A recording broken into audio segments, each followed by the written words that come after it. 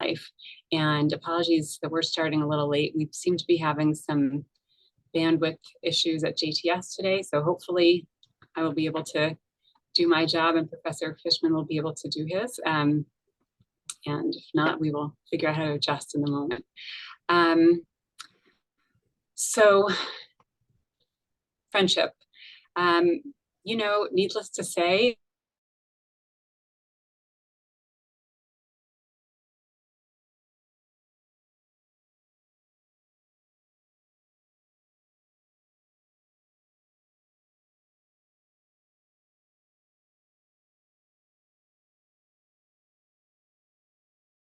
on my screen. Tani, are you able to hear or see me?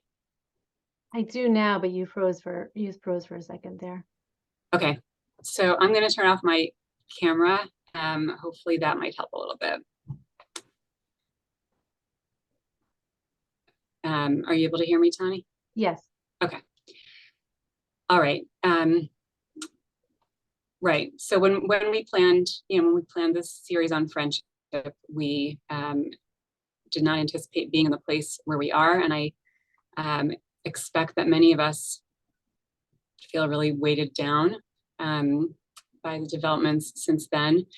When we were thinking about friendship, what actually inspired this series was a symposium that some of our faculty put together, our Jewish thought faculty, on a philosophical concept called civic friendship, and sort of what we owe to our fellow citizens and members of society in terms of civil discourse and listening and benefit the doubt and all of that. And Dr. Shira Billet will be doing a session towards the end of the series on that. But it prompted us to think more broadly about friendship. There's been a lot lately, as you probably know, on the mental health benefits of friendship and that sort of thing. And I, for one, am thinking now about friendship among Jews, the idea of Kol Yisrael Arevim Ze Bazeh, that we are inextricably connected. I think many people are having revelatory experiences, sometimes in painful ways, sometimes in inspiring ways, in terms of who we thought was or wasn't our friend, who turns out to have a different position. And there are friendships across the Israel-Gaza line that are obviously, being terribly tested now. So all that is just to say, I suppose that friendship is, even a much more multifaceted thing that we had in mind, than we had in mind when we planned this series. So I hope that the sessions that we have this over the next couple of months will tap into some of what we're thinking about friendship and prompt us to think in different ways as well. We are very pleased to have Professor David Fishman kicking us off today with the story of a specific friendship of two Yiddish poets, friendship in the ghetto, the forest, and beyond.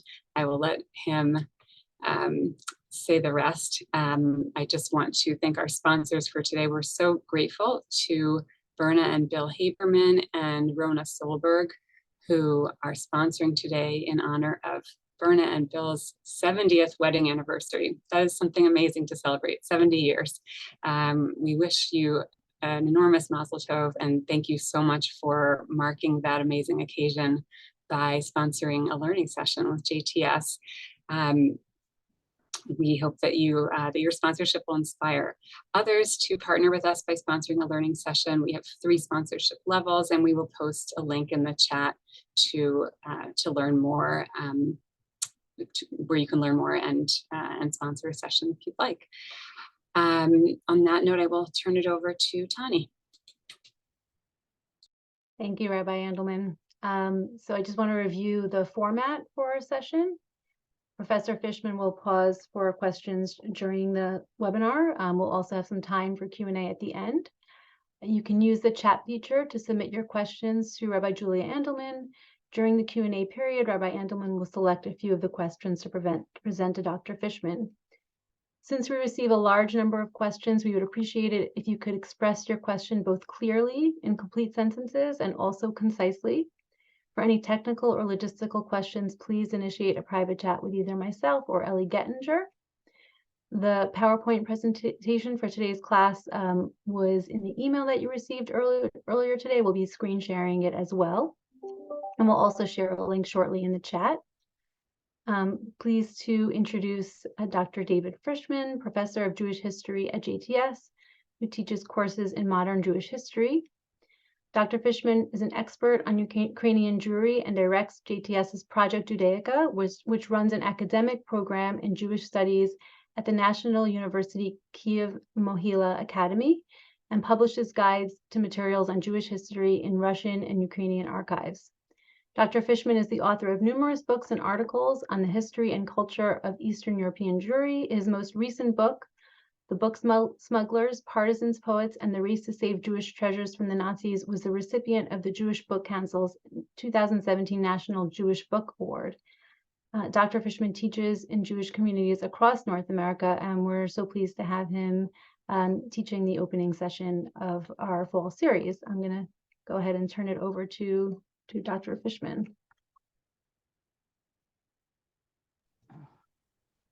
Thank you, Tani.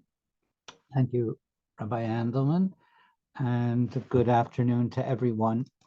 It is an honor to begin this series. I understand we're in a difficult time. It's not an easy time for any of us, the trauma we've been through. But I do think my story that I'm going to tell you, and more broadly, this story shows that friendship in times of trauma is a very important resource, and that people can cope more easily if they have friends. Because I'm going to, of course, be talking about two friends who went through the ghetto together, who lived with each other basically for almost a decade in many different settings, many different challenges. And I think the amazing strength that these two poets showed is in part thanks to the friendship that they shared with each other. So while I'm taking you back in history, 80 and more years, I think the story in some ways is relevant to what we are going through today.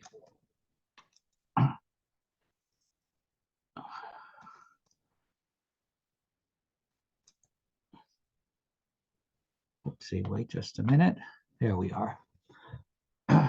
And it's the story I will tell you of these two poets is based on parts of my book, The Book Smugglers, that Tani mentioned, which has been published in Hebrew and many other languages. So if you're curious and want to know more, you can later go back and read this book. Here are our two heroes, among other people in a group setting. This is the Yiddish poet Abraham Sutzkever of Rome, Sutzkever. And this is his friend, his best friend, Shmerke Kaczerginski. Kaczerginski is a hard name to pronounce, so I'm just going to call him Shmerke throughout. And these are two poets who belong to a literary group called Young Vilna. Briefly, Vilna before World War II belonged to Poland. Today it is Vilnius, the capital of independent Lithuania. But before the war, it was Poland. Jews called the city Yerushalayim Delita, the Jerusalem of Lithuania. I will show you and then go back. It was classically a great center of rabbinic learning, the Vilna Gaon, the Vilna edition of the Talmud, the Vilna Shas. But in the 20th century, this community became a great center of modern Yiddish culture. And this is just a montage of different Yiddish magazines and newspapers that were published in Vilna. So again, to tell you about the lives of these two people, they couldn't be more different from each other. Shmerke here was born right before World War I, 1913. His parents died in World War I of diseases, of typhus and other things. So he was an orphan, and he grew up in an orphanage. Went to school in an orphanage. It's rare for someone who grows up in an orphanage without any parents to become a writer, a poet, but he had a tremendous desire for knowledge and for reading, and that's what happened with him. He became involved in leftist politics as a teenager and eventually joined the Communist Party in Poland. Communist Party in Poland was an illegal organization, and he was working politically underground. And his poetry was very political, very leftist poetry, revolutionary poetry, you might call it. And his good friend, his best friend, Abraham Sutzkever, Abraham Sutzkever, had a very different background. His grandfather was a rabbi. His father was a businessman, so he's a middle class. He went to a very good high school in Vilna. He even audited courses at the university in Vilna, studied Polish literature, refined and well-bred person. His poetry, his Yiddish poetry, was nature poetry. He wrote pages and pages about snow. He spent several of his childhood years in Siberia, but he didn't see Siberia as a place of exile, suffering, where Aristides are sent to be locked up. He saw Siberia as this beautiful winter wonderland and wrote whole pages and pages of poetry about the trees and the snow in Siberia. Their group, as I showed you here, is their magazine, Jung Vilna. This is a great cover because here is the old streets of the Jewish quarter, of the Jewish ghetto in Vilna, cobblestone, or a famous arch on the streets of Vilna. But the Jewish Imus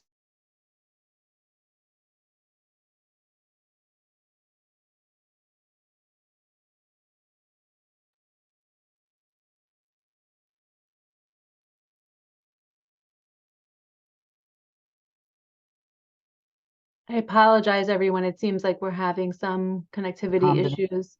Dr. Fishman? Yeah. Okay. You may want to turn Okay. off your video for the moment. It's okay. you are freezing. I apologize. Okay. In just a minute, I got to figure out how to do that. Let me.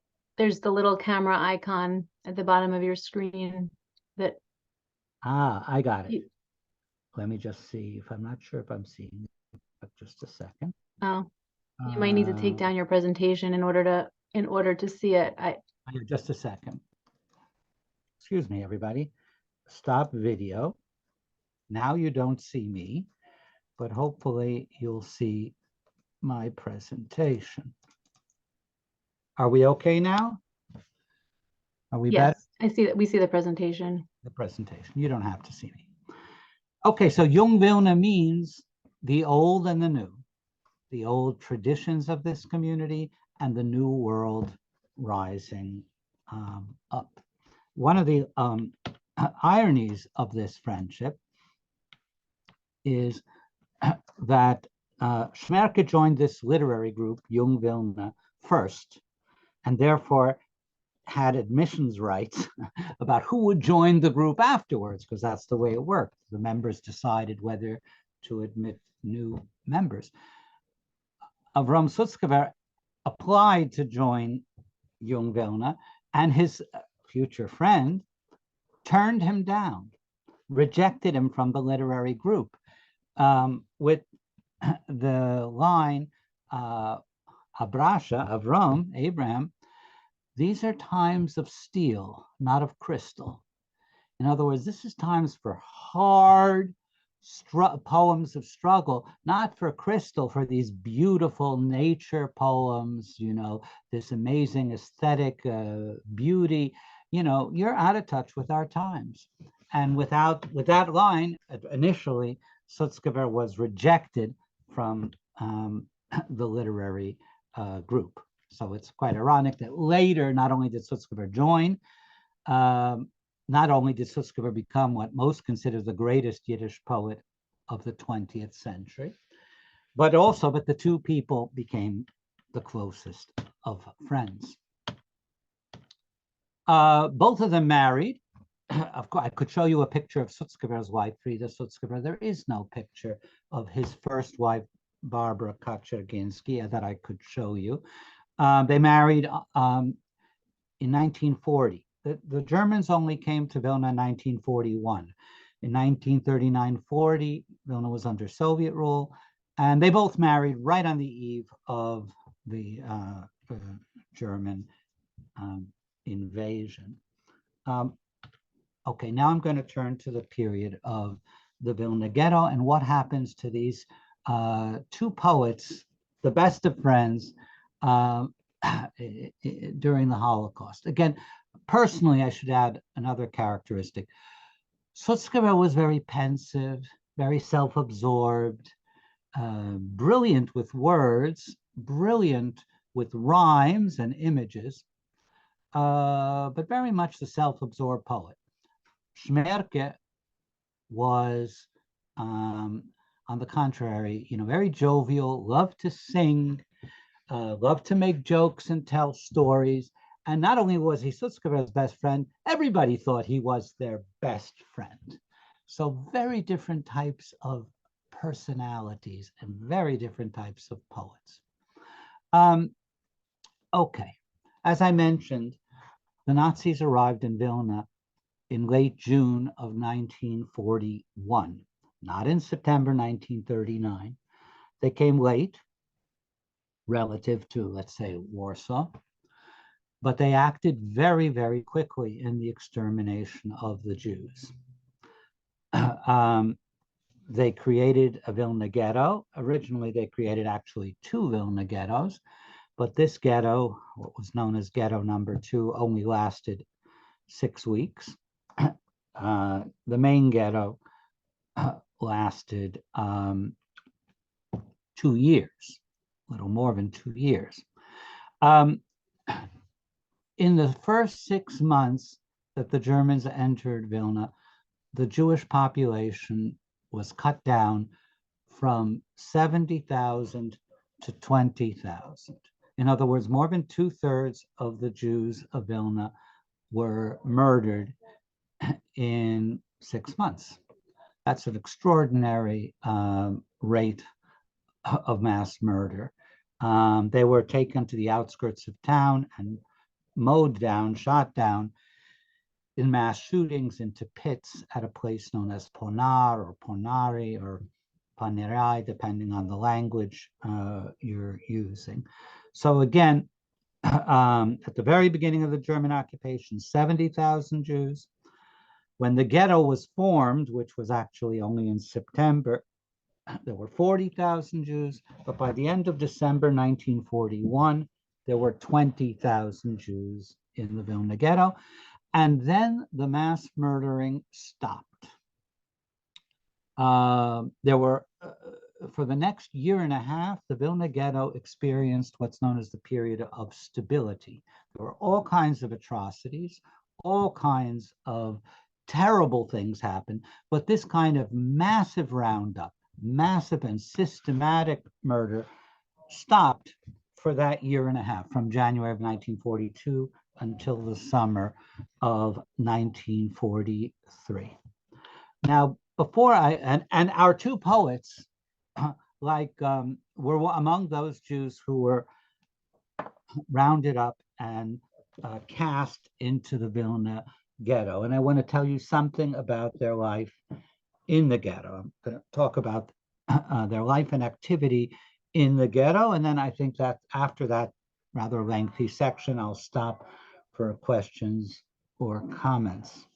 Again, this is Shmerke, and this is Sutzkever in the ghetto.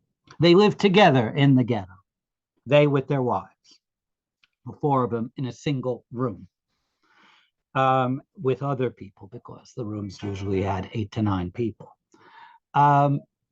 Early on, I'm going to start with Shmerke, who has a really fascinating story.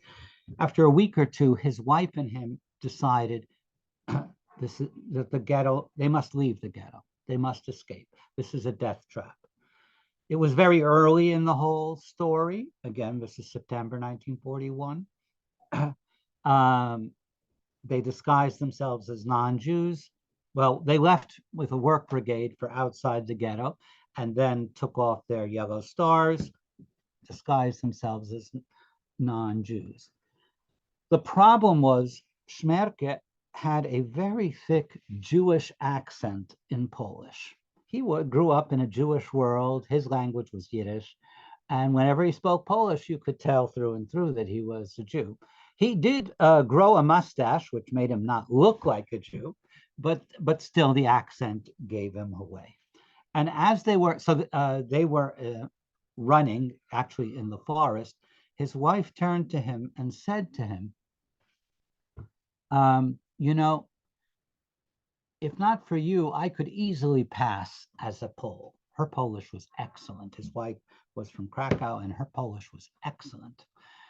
His Polish was lousy. So she said to him, if not for you, I could easily pass as a Pole. She also had lighter hair. But you with your accent, you know, we just won't be able to pass as a Pole.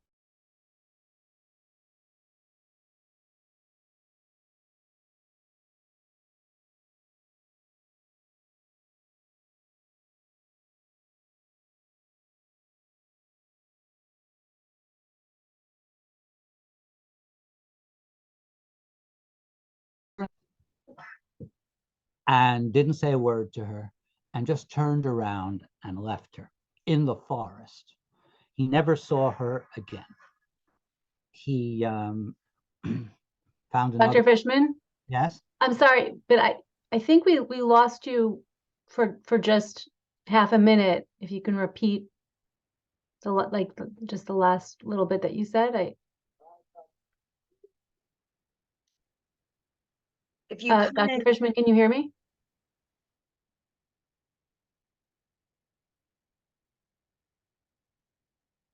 Hello? Yes, hello. Yeah, I lost you. So where did you lose me? You just cut out like a minute ago, but if you want to keep going, that's okay. Okay, no, I'll go back a little bit. Right, so well, the story I told you was I hope you heard the part when she said, I could have rescued myself if not for you. He left her, turned around in his tracks in the forest, never saw her again. He was so furious that he turned around and left her, and they went their separate ways from that moment on. And the great irony is, she said, if not for you and your Jewish accent, I could save myself. The great irony is she perished and he survived. He, with his Jewish accent, survived. She, with her perfect Polish, was caught. The other story I want to tell you from this early stage of the ghetto, let me try to see if I can bring back the pictures. Dr. Fishman, do you want me to share the presentation? I'm worried that. Okay, fine. Maybe it will work better technically. I don't know. Yeah, okay. Oh yeah, you give it a shot. I'm heading out then. You share, that way we're splitting up the use of the internet here, the bandwidth. Because he had a thick Jewish accent, it was really hard for him to hide outside the ghetto. And some non-Jewish friends came up with came up with a brilliant idea. They gave him false identity papers that said that he was a Polish deaf mute. He couldn't hear and he couldn't speak. And he had a false name, and it said on the identity card, deaf mute. And for 6 months, he wandered around the Polish countryside, sort of masquerading as someone who could not speak and could not hear, because if he opened his mouth, they'd know immediately he was Jewish. Sometimes at night, he'd just go, he got all kinds of odd jobs. Again, not talking. But at night, he'd sometimes just go into the forest and howl just to hear his own voice, not even say words, just to screech, because it was very tough, especially such a jovial, talkative person, not to talk for 6 months. After those 6 months, the period of stability began in the Vilna ghetto. The mass murdering stopped in Vilna in January 1942, and he actually decided to go to the ghetto. He felt that being in the Vilna ghetto would be safer than being where he was running around from place to place. And also, but he would have friends. He would reunite with his friend Sutzkever, and he would be able to talk. Who knows, maybe even write. So in February 1942, he returned after 6 months to the ghetto. Sutzkever's story in the ghetto also has quite dramatic moments. He avoided many roundups by the Germans, just by the barely so.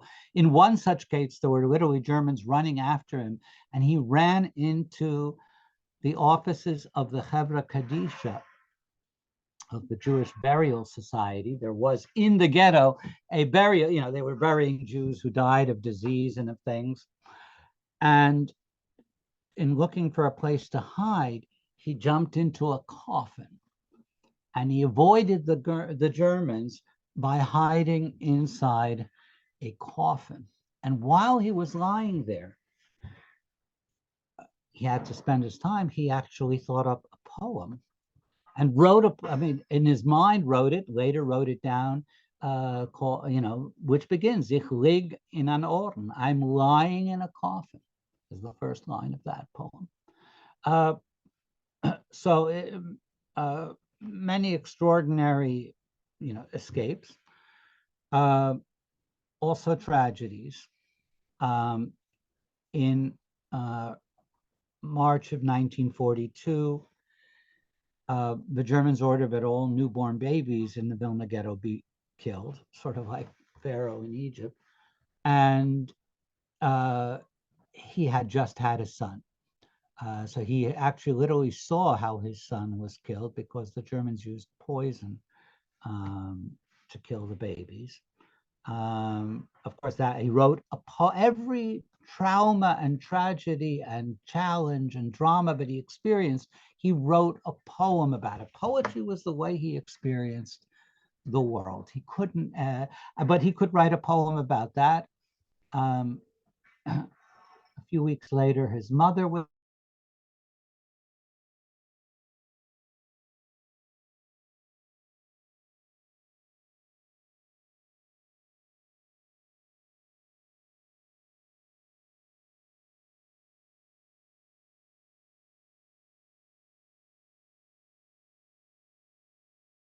lost his son, and his mother, they have each other. And that is a big consolation. Okay, let's do the next one. Tani, I'll ask you to move the slides. Okay, they actually work in the area of culture in the Vilna ghetto. The Vilna ghetto is famous in this period of stability for its very diverse and rich cultural activity. This was a tremendous source of strength for the ghetto inmates. They felt human. They felt they had human dignity. The fact that they had lectures, the fact that they had literary programs, the fact that they had a theater and concerts, this made them, this prevented them from being dehumanized. And these two poets were what were called literary advisors to the Vilna Ghetto theater. Help prepare the text, correct the text, advise on what texts to recite or perform. And you can see here the repertoire, a one-week repertoire of the Vilna Ghetto theater with a symphony orchestra, a kind of popular music orchestra, a play, a memorial program for someone who died in the ghetto, all kinds of a Hebrew choir. It's just 1 week of performances of the Vilna Ghetto theater in which they were very active. Okay, next, Tani. And they were active as writers. They're back in the ghetto. It's a period of stability, and they write. They write poetry. Both of them are very prolific in the ghetto. Again, they have nerves of steel. And believe me, there's still a lot of danger and peril, but I guess they have nerves of steel, and poetry keeps them going. Their mission of creating keeps them alive and vital. Shmerke's poems became very popular. I'm only going to play one of them. It's the Hymn of Youth, right?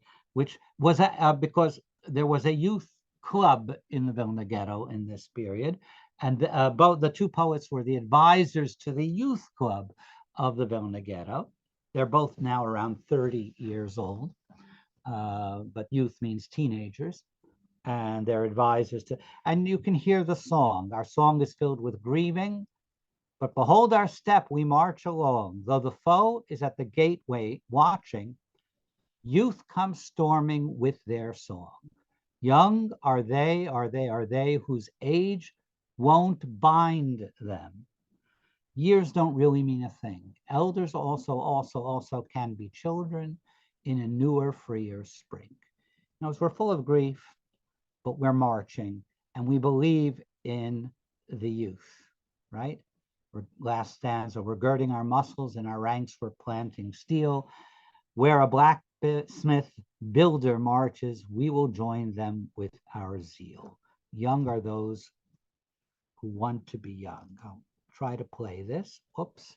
I need to share the screen, Tani. You need to stop sharing. Okay. And then you can share it. Okay. Just make sure that box is checked for the audio. Okay. I need to stop sharing. Sorry.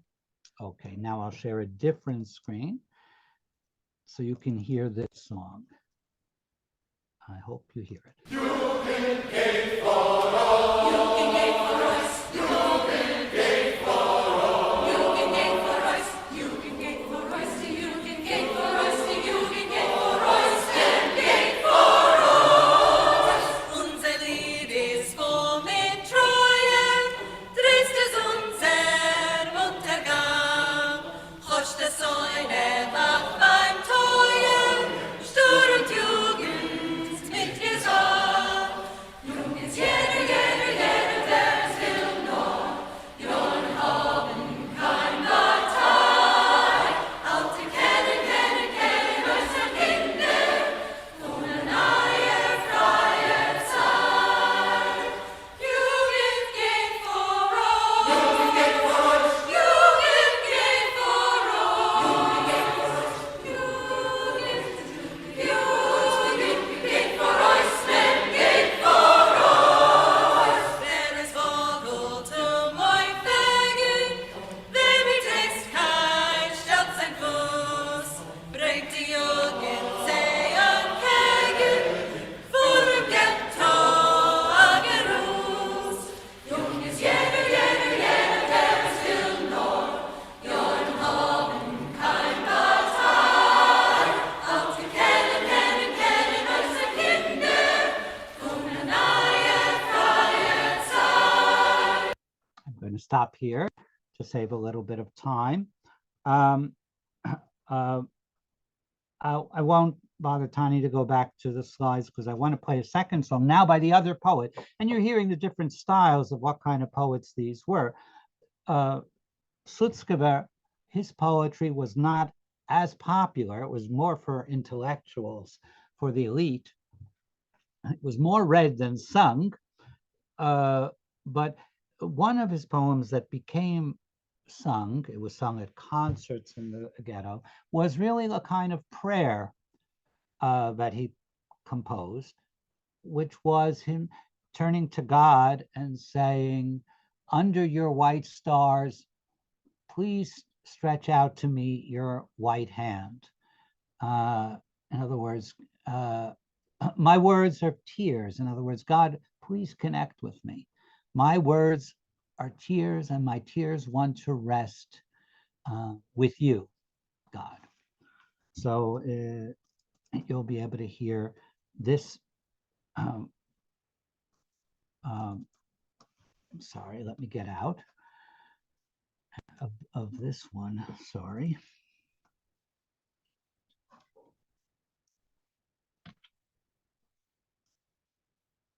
Here we are. Am I sharing now? Am I sharing? Not yet. No. Not yet. Okay, then let me go back to the Zoom and share a screen. And here, you'll hear a little bit of Sutzkever's Under Your White Stars, you know, his poem prayer.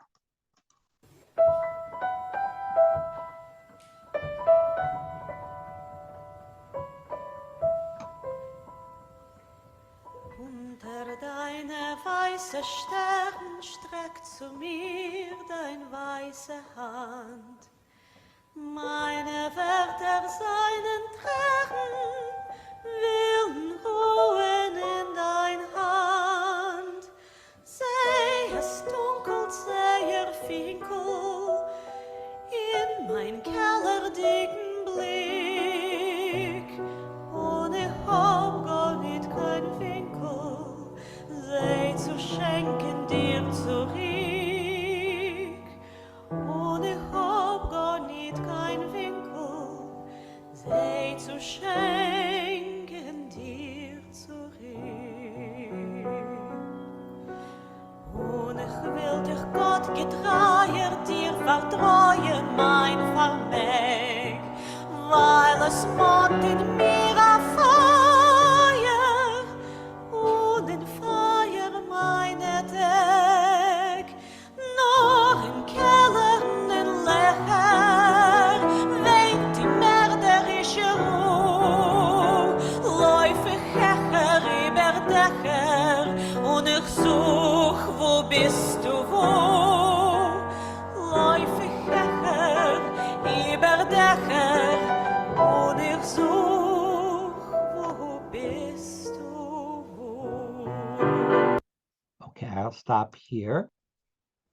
And I think I'm going to take my break for questions and comments from you at this point, a little earlier than I expected, but I think this is what I've really covered with you is who these people were before the war and who they became, you know, the experiences they had in the ghetto and how they coped and worked together, you know, in the ghetto, though I haven't covered all aspects of their life in the ghetto yet. Thanks, Professor Fishman. I'm going to keep my camera off in the hopes that that will help with bandwidth. And we're so sorry, everyone. These are unusual problems for us. I apologize for the interruptions. We had a question. Did people basically what kind of reception were their works met with in the ghetto? Okay, I'll say two things about that. Of course, as I said, Shmerke's songs, and there are many, I just don't have time to do a whole concert of Shmerke's poems, but they were widely sung and performed in the ghetto theater. So they almost become like folk songs. I mean, and they spread because, you know, people were deported to various camps. Therefore, they became known not only in Vilna, but in really among, in many places. I would say they're among the most popular songs from the Holocaust period. And their themes range. Sutzkever, as I said, wasn't so much sung. I gave you one song that was sung, but it's really the only one that they're read. What's very interesting about Sutzkever's poetry is how do you distribute poetry in the ghetto? There's no printing press in the ghetto. They don't publish books in the ghetto. What we have are handwritten books, literally paper that's sort of tied together with a string, thick paper tied together with a string, and with the author or someone else, like a scribe, you might call it, copying the poetry by hand, little booklet, 10 poems, and then it's circulated from hand to hand. But reading, I sort of mentioned, Vilna is a community with a tradition of study and of reading and of writing. So ghetto inmates wanted to read. And one of the things, again, as a way of maintaining their dignity, as a way of not just thinking constantly about their problems and panicking and worrying, you have to have other things in life other than your problems and your worries in order to maintain your sanity. And so therefore, there were avid readers in the Vilna ghetto, and they read Sutzkever's poetry. They both won. Actually, there was an association of writers in the Vilna ghetto. Again, this is quite an extraordinary ghetto, an unusual one. Again, because it had this dramatic period of mass murder and then period of stability. And the period of stability is when the culture flows through. And there was this association of writers, and they both won awards from the Association of Writers for their literary activity in the ghetto. An association of writers in the ghetto? Or Yes, in the ghetto. It's fascinating what you're saying. So would you say, I hate to use a term like success when we're talking about the Holocaust, but would you say that that they were, even more quote unquote successful in terms of, breadth of reach and popularity kind of by the end of the war as opposed to where they started? Or is that too extreme a statement? Yeah, I wouldn't go that far. They already had a reputation as poets before the war. So people were eager to but yeah, and that meant that they were, people were, eager, but I would also say people looked up to them. And in the ghetto were, wanted to hear their words very much. And thank you. And the one poem that was put to music, did that happen? Someone asked, who did that, and did that happen, in the same period or later on? Was it set to music? No, that was put to music in the ghetto. There are also composers in the Vilna ghetto. And maybe the one other question we can squeeze in now is, you mentioned a couple of times the temporary cessation of violence in the ghetto. Can you, what explained that? Well, again, I hope I didn't exaggerate. I mean, there's still all kinds of smaller atrocities, like I mentioned, the murder of newborn babies, the murder of the elderly. There are all kinds of things happening, but not massive, not systematic, not like in the first 6 months. Why that happened? Well, historians debate. Part of it is that the murdering squad, the Einsatzgruppe, that was based in Vilna, left the city for other places. So there were specialists that worked on this. And when the squad left, the mass murder stopped. Also, the Germans sort of felt, there's always a debate among the Germans. Do they, at what pace do they want to murder Jews, and at what pace do they want to use them as slave laborers? So there were those in the German administration from beginning of 1942 that wanted to use the Jews as slave laborers, and therefore argued it's time. We've already killed more than 2/3 Now it's time to stop. Let's use the remainder as slave laborers. So that part of the German administration won out in 1942 and the first half of 1943. Thank you. And then thank you for correcting me when I said cessation of violence. Oh, do you want to continue with telling us the story? Okay, fine. Then Tani, let's go back to the slides. I'll take myself off. We can. Okay, next one. This is the poem we just heard. Okay, next. And the next thing they did is they also worked together. They not only lived together and engaged in all kinds of cultural activity, but they had, their work brigade was the same one, the so-called paper brigade. This was a brigade, my book is mainly devoted to this, the purpose of this brigade was to ship rare Jewish books to Germany. This was a forced labor brigade. The Germans wanted to have rare Judaica for study by their specialists on the Jews, quote unquote. But the vast majority of Jewish books were to be, and papers were to be destroyed. And this paper brigade its job was to sort what papers and books should be sent to Germany and what papers and books should be destroyed. They worked outside the ghetto, and there were about 20 intellectuals. To make that decision, you have to be an educated person. You have to look at a book and say, you know, should it go to Germany or should it be destroyed? So they're all intellectuals, all great readers and book lovers. And these two poets are two of the leading figures in this paper brigade. Let's continue, Tani. And the brigade came up with the idea of they've got to rescue books. And again, it was mainly these two poets who led the efforts to rescue books.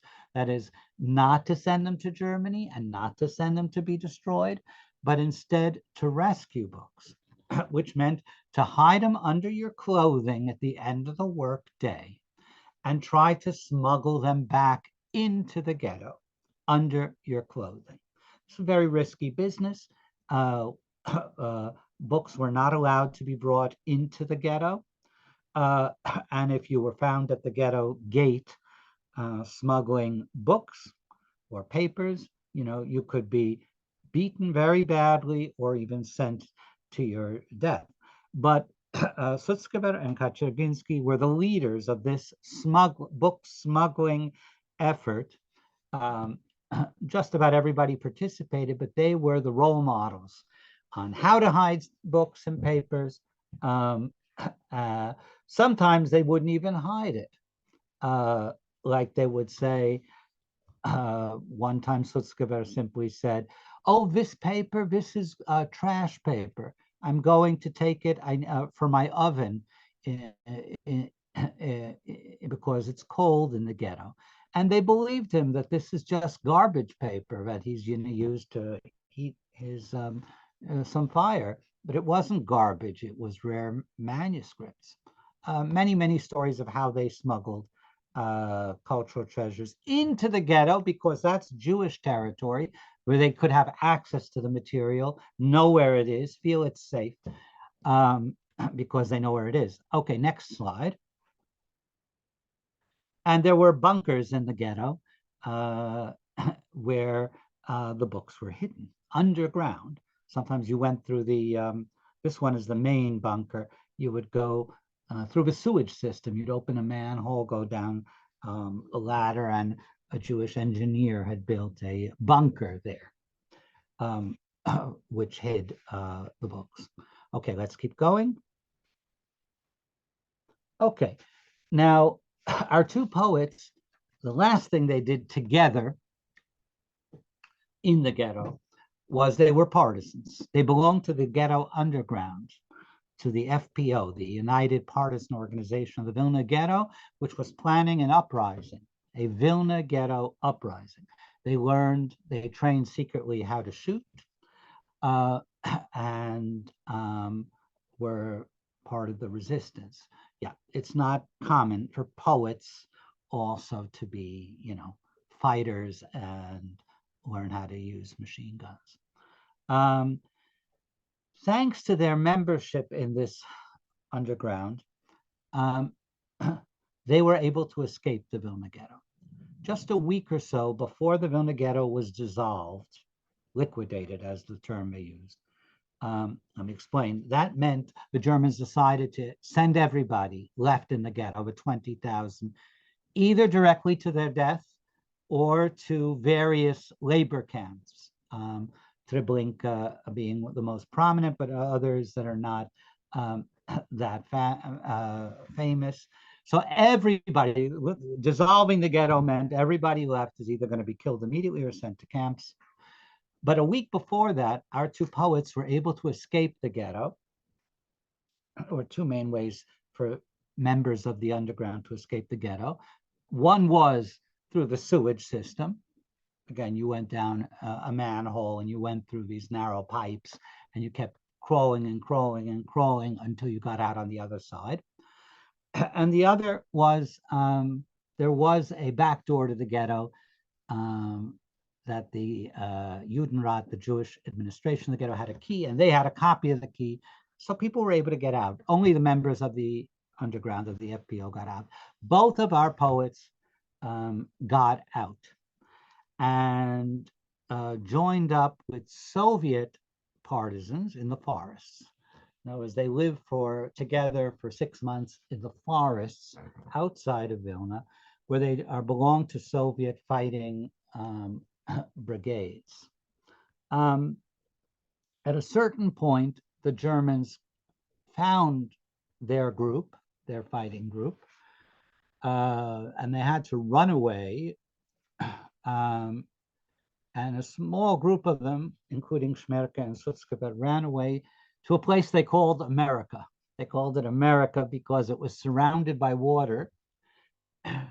And, it was like, a swamp or an island swamp in the middle of water. And they hoped the Germans would not discover America and that they would be able to escape them, elude them. But the Germans did come to America and even got relatively close to them and were shooting up everywhere on this little island. And that's a moment where something important happened in their friendship. Shmerke had a pistol. Sutzkever was not really much of a fighter and not much of a shooter and didn't have his own gun. Shmerke had his own gun.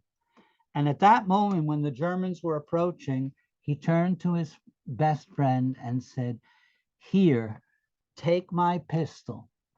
If one of us survives, it should be you, because you are the greater poet. The Jewish people needs you." So that showed the depth of their friendship. That in this moment of peril, he gave him his one and only pistol and said, "You survive. You're the greater poet." They both survived. Okay, we'll go on.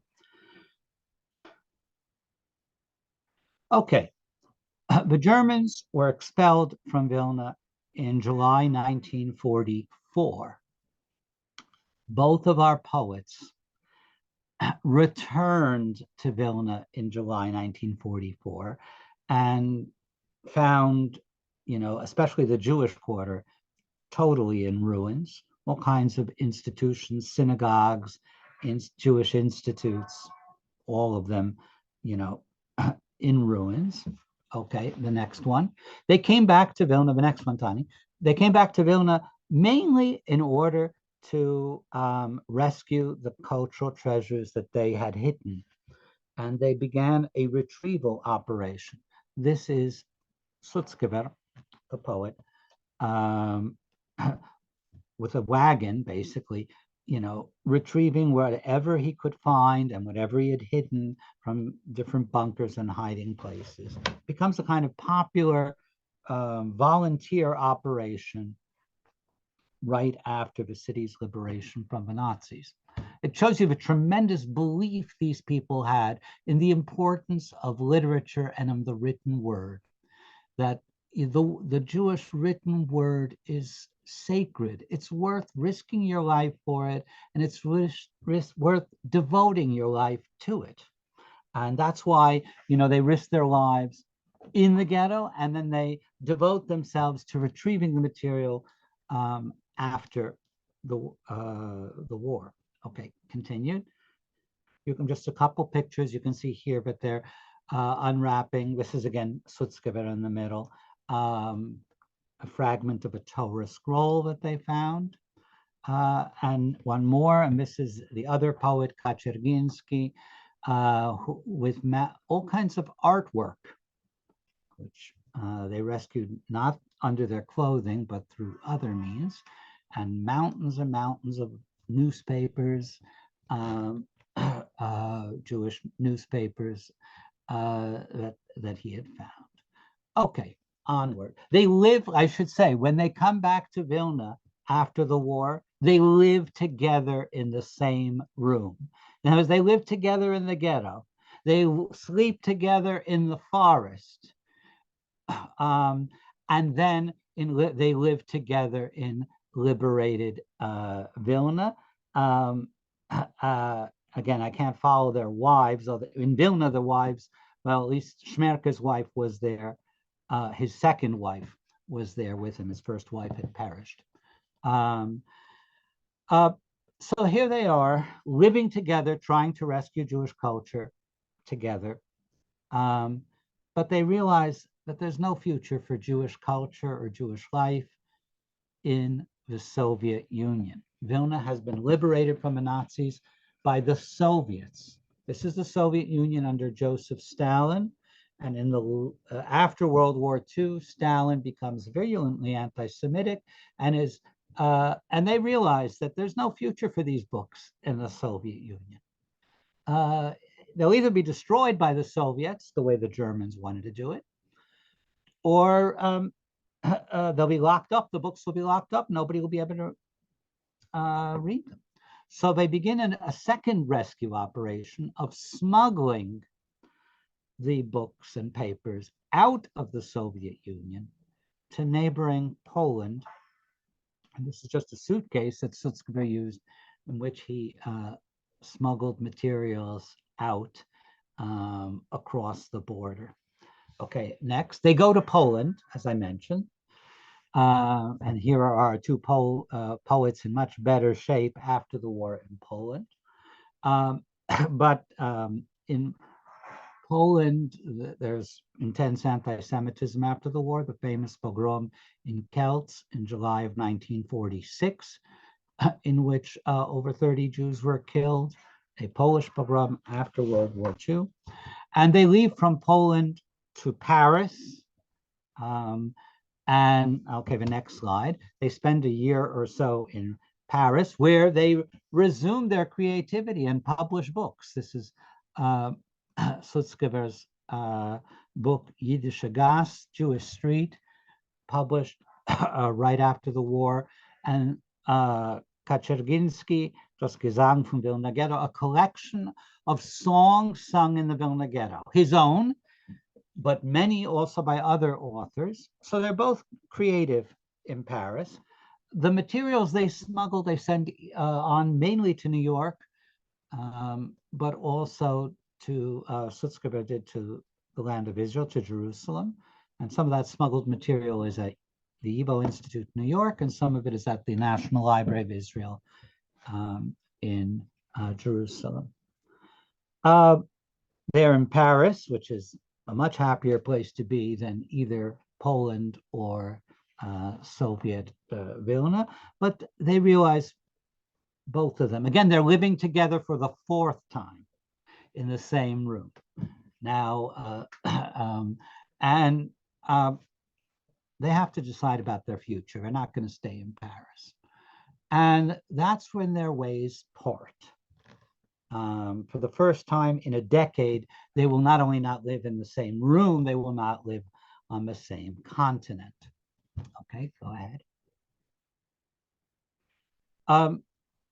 Sutzkever decides, after much deliberation, to leave for the land of Israel. And he arrives there in November 1947. That is, he arrives there before it was the state of Israel. He considered, and he, for a while, was very interested in moving to the United States. But first of all, he didn't get the American visa. There were problems with his getting an American visa. Second of all, he had a brother in the land of Israel. And most important of all, he decided he needed to be where the Jewish people would be reborn. That the poet belongs with his people.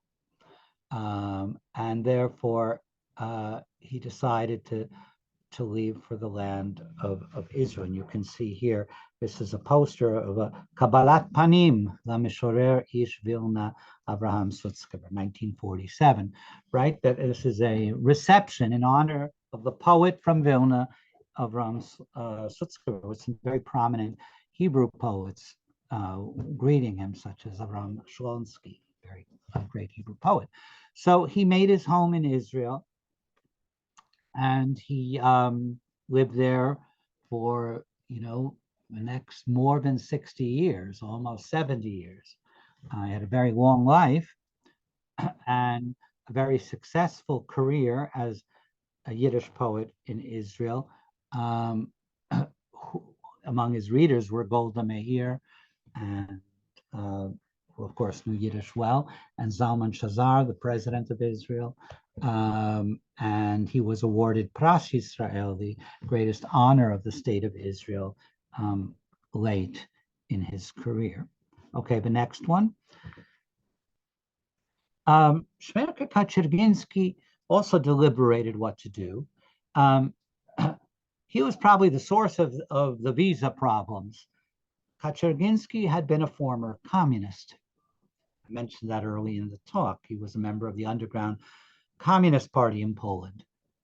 Of course, his experiences after the war in Soviet Vilnius disabused him of communism. He became virulently anti-communist after the war, after what he saw in Vilna about the way Jewish life was destroyed there by Stalin. So he became but still this, let me say, blot on his record that he had been a communist, undoubtedly so, probably prevented him from getting an American visa. And again, since the two applied together, probably ruined Sutzkever's chances of getting an American visa. He considered going to the land of Israel, but he was worried that as a former communist, he would not be received well. In other words, people would remember his pre-war activity. He would be sort of blackballed or, sort of ostracized.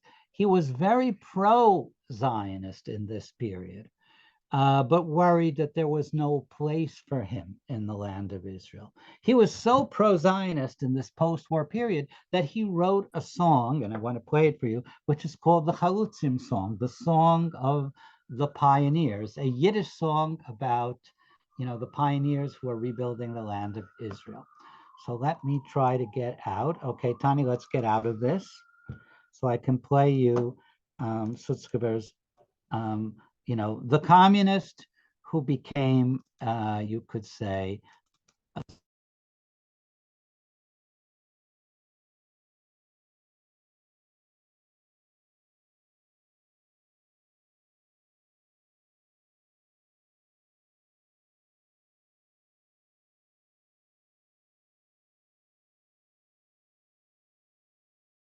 stanza and the refrain of his Chalutzim lied, Chalutzim song.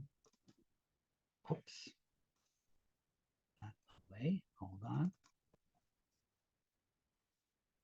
Shalom, alle Jiden, in Länder, in Weite, Shalom zu euch Jiden, in Neut und in Fein, euch ruft der Chalutz in dem Land, wo es befreit fällt. Shalom mir zu ihm, eule sein, wir werden uns verbrechen, die Zäumen, wir stellen das Leben in Korn. Chalutzim, zersparen wir Räumen und dem Kampf erschlossen, erstochen. Halut im Zersparung die Räumen und heben dem Kampf erschlossen, erstochen. Kind of anthem, a kind of Yiddish anthem for Chalutzim. Okay, we'll go back to the PowerPoint, Connie. Let's see if we can get back. Yes. Well, no, I'll go back to the previous one. And I just want to mention, so after this struggle, what to do, couldn't go to America, was dubious about going to the land of Israel. He ended up, Shmerke Kaczerginski, settling in Argentina, in Buenos Aires, where he became the head of an organization known as the Congress for Jewish Culture. And when he took that job, which was a big event then for the Argentinian Jewish community, he said, you know, I know what devotion to Jewish culture means. You know, I know it from my experience in the ghetto, you know, where I helped build the ghetto theater, where I helped, you know, spread music and song among the inhabitants of the ghetto, where I rescued with my own hands, you know, Jewish books and manuscripts. And I promise, he said to them, this is in 1950, when he emigrated to Buenos Aires, I promise the same level of devotion to Jewish culture here in Buenos Aires as I and my colleagues and friends had in the Vilna ghetto. So now these two friends were thousands of miles apart, but their friendship their bond was very close. There's lots of correspondence back and forth. And Sutzkever visited Argentina in the early 1950s. And so they have a reunion. The friendship ended very suddenly and even spectacularly, you could say. And that is, Kaczerginski was a popular speaker in all of South America and Latin America. And on one of his lecture tours, he was going to Brazil. And his plane hit a mountain in the Andes and went up in flames, and he died in a plane crash. In other words, this is someone who had avoided death in the Vilna ghetto with endless perils and endless challenges. He had also gotten out of the Soviet Union. He was lucky to get out of the Soviet Union before the anti-Semitism there. Yiddish writers were murdered in the Soviet Union in the early 1950s. He got out of he avoided Stalin. And then he ended up dying in this stunning and really shocking plane crash in Argentina. The next slide is just a snippet from a Yiddish newspaper, which, you know, reports on Shmerke Kaczerginski, the well-known poet and cultural activist, a partisan hero of the Vilna ghetto, who was killed in an airplane crash in Argentina last Tuesday. Sutzkever wrote in his eulogy of Shmerke, he said, "I haven't cried so hard since my mother was taken away in the ghetto." Another poet from young Vilna, later famous novelist Chaim Grade wrote, you know, young Vilna was young as long as there was Shmerke, with his singing and with his jokes and with his stories. But the day you died, Shmerke, is the day we, the poets of young Vilna, all became old. We are no longer young. So it's a big trauma to the whole community around them, this sudden death of Shmerke Kaczerginski in 1954. And the last slide. This is Sutzkever in Israel. He was editor of the top Yiddish magazine in the world, actually, Die Goldene Kette, the Golden Chain. Now in his latter years, with his granddaughter, Hadass Calderon, who is an actress in Israel today. What always struck me about Sutzkever is if you didn't know his life story, you would never have guessed, if you just met the person, saw how he dressed and how he talked and how he acted, you would never guess that he was a Holocaust survivor. He wasn't your typical, you would know he was a poet. You would see that he was a dandy, that he dressed well, that he was a refined person who spoke well.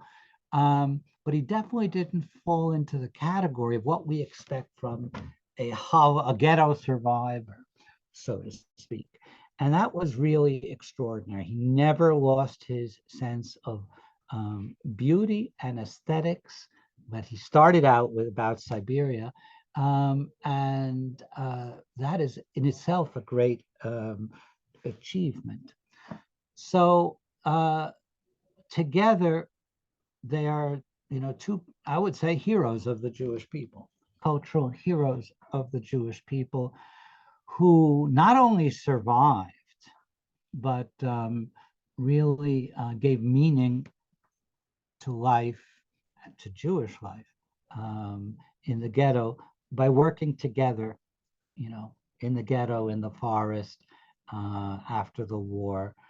And it shows you what friends can do when they put their hearts and their minds together. Thank you. Thank you so much, Professor Fishman. It's a beautiful story. So thank you for telling us about it and sharing all of this with us. You didn't mention it, so I'm guessing the answer is no, but I just wanted to check. Is there any evidence that this might have been a romantic relationship, despite the fact that they were both married, given how close they were for so long, and you mentioned they even applied for visas together? Is that a possibility? I don't think so. Again, they were both married, but I haven't seen any indication of that. But it is very intimate relationship. I mean, because again, the four of them lived in a room together. And even in the forest, the three of them lived together. In other words, Sutzkever's wife with Sutzkever and Kaczerginski. So I don't think it's romantic, but I can imagine a relationship that's more intimate.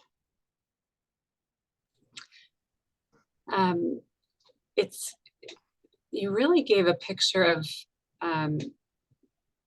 continuity that I'm not used to hearing about with the Holocaust, that they were sort of, these key figures in this literary community with popular appeal before, during, and after the Holocaust. And I wonder, maybe that's more common than I'm aware of, or was that kind of extraordinary? And do you think, if it was, I wonder if, I don't know, kind of what if they played a larger role in, I don't know, healing, restoration, something after the Holocaust.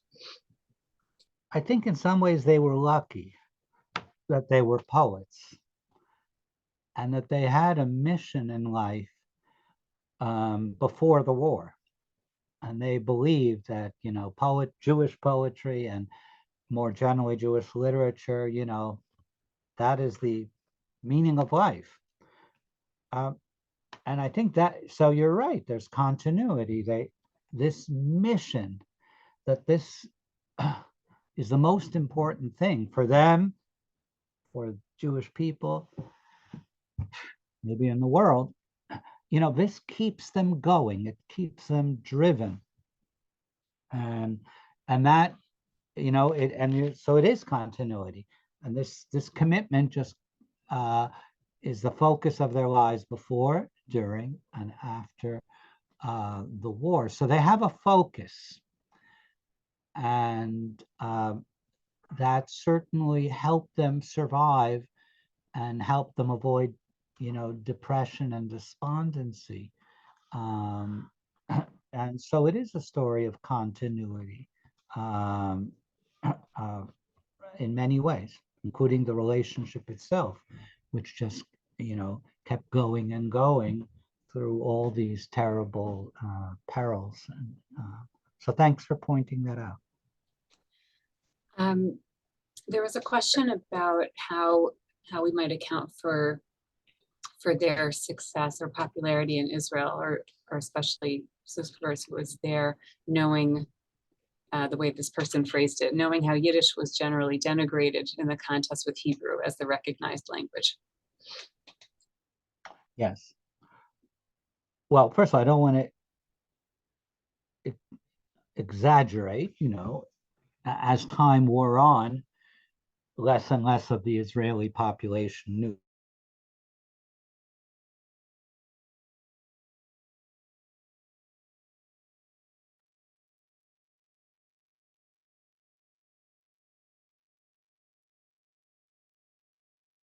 Dr. Fishman, I'm sorry, but you're freezing again. I think you might want to turn off your video. But he recognized that this is a truly great poet. And even people who really despised Yiddish had to admit that Sutzkever was a master.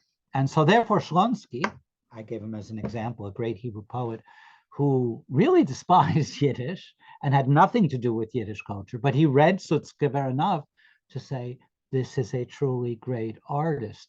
So for some in Israel, they were able even to say, well, he's a truly great poet of world stature, despite the fact that he writes Yiddish. Now, of course, so I would say he has a broad reputation just with thanks to the quality of his writing. Of course, there was a community of Yiddish readers in Israel, but mainly actually the community of survivors who came in the 50s. That's a sort of smaller, what should I say, segment of Israeli society. And there was Yiddish cultural life. And of course, these are heroes in those quarters. But yes, their reputation was his reputation was even broader than just among that smaller group. He was translated into Hebrew early. That poem that you heard, the song, is very well known in Israel. Every Holocaust, Mashoah, that song is played. Every Israeli knows that song in Hebrew translation. Okay, that would be my answer. It wasn't that Israel embraced Yiddish. They didn't, but they did embrace Sutzkever. Thank you. I guess I'm wondering, aside from this inspiring friendship and testament to the power of poetry and of art, but especially poetry, I guess, in the context of something so colossally limiting as the ghetto experience. I lost the beginning of my sentence already, but so there's testament to these individuals and their passion, as you put it, their mission, the drive that brought them all the way through. I'm wondering about their legacy, their literary legacy, given it's kind of the state of Yiddish today, which is having a new flowering, and also still is most Jews don't know Yiddish today. Well, I think their legacy is multiple. First of all, their work has been translated into English, and among those who love poetry, Sutzkever is well known. I think they're as a symbol, because Sutzkever, they both, but especially Sutzkever, has become a symbol of creativity in the worst of all human circumstances. how someone could produce so much poetry and such beautiful poetry in a ghetto remains almost a miracle, almost unfathomable. One critic said he has some kind of chemical magic where he can turn pain into light. How do you turn pain into light? In Yiddish, it rhymes. Machen von Pein Schein. So I think Sutzkever, the legacy in part is symbolic of that human creativity can never be extinguished. And even under the worst of circumstances can persist. So it's kind of a narrow legacy, knowing the poems, hearing the songs, reading them. But there's the broader, symbolic legacy. Not everybody reads Tolstoy's War and Peace. It's too long. But people have heard of Tolstoy and have often heard something about his thought and what he symbolizes. In other words, there's the literary legacy, and then there's the broader human legacy for somebody like Tolstoy. So the same is true of Sutzkever. And that's not limited to the language. Obviously, only a small group can read this poetry in the original, but it's been translated. And beyond that, they stand as sort of like beacons of hope for humanity, that the spark of creativity can never be extinguished. Exhibit A, look at it from Sutzkever. That's a very inspiring way of putting it, and maybe that's the perfect note to end on. I'm just you're just making me think about how we can't obviously yet look at the current crisis through a historical lens, but I've already in the last 2 weeks seen beautiful poetry, heart-wrenching poetry coming out of this, and I'll share even one of our alumni who's teaching the Israeli-Palestinian conflict course at a university, and kind of had to deal with all of this in the context of her regular teaching. Had some very contentious classes. She's a diverse classroom, and actually ended up shifting towards poetry, and that changed the dynamic in the classroom. People reading perspectives that they hadn't considered before in a way that that disarmed them through the language. So maybe that's part of the lesson here. We shouldn't forget the power of poetry to lift human beings up, and hopefully also to forge connections where it may otherwise have been difficult. Thank you. Beautiful way to end. Thank you so much for teaching us today. Thank you to everyone for joining us. And we're so grateful once again to Berna and Bill Haberman and to Rona Solberg for sponsoring today's session in honor of Berna and Bill's 70th anniversary. I hope you felt that this was a fitting tribute to love and companionship. I certainly did, on this really wonderful occasion for you. And we apologize once again for technical difficulties, and we look forward to seeing all of you again, hopefully 1 week from today. Dr. Edna Friedberg will be teaching us next week, and wishing everyone as peaceful a week as there can be in these times, but hopefully the experience of learning can lift our spirits and help us stay together and and not forget some of the other things that that matter most to us, like this wonderful tradition that we have inherited and are charged with continuing to transmit. Thank you so much again, Professor Fishman, for teaching us today.